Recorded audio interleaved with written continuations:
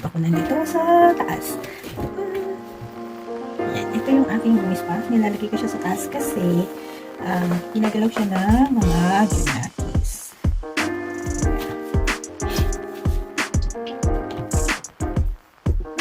Ayan, gagamitin ko ay ang normal head.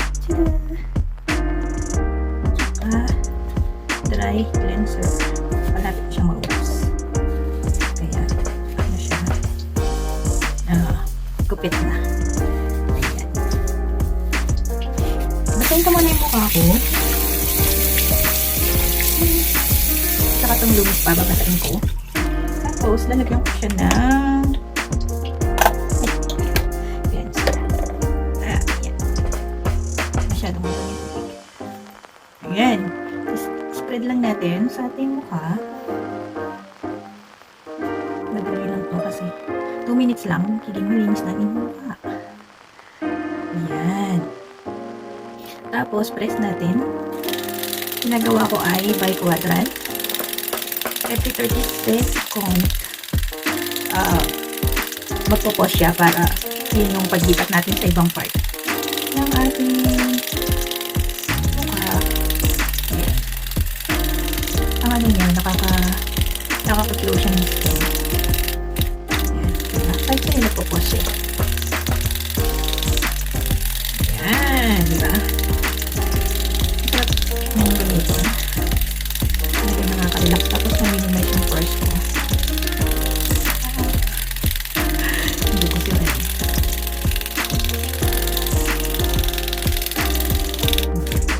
Ito naman.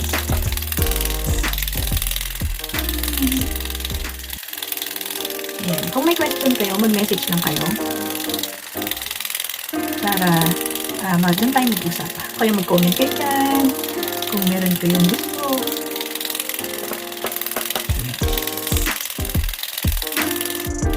Okay, so for this.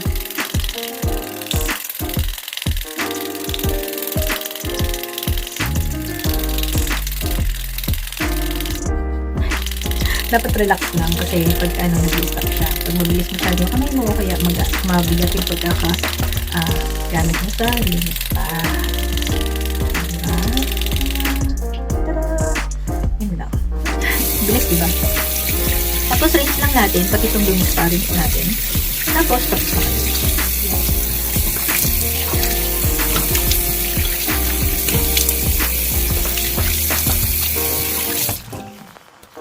Ayan. Tapos mag-aano ko.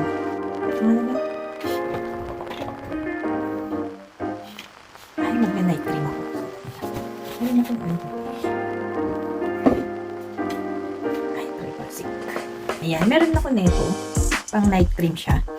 Para to sa mga yung mga may mga dark spot din. Ayan, ito maganda to kasi maglalighten yung kung meron kayong dark spot sa mukha.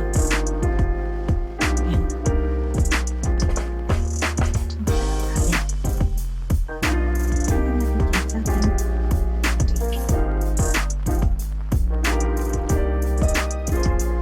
Ayan, diba?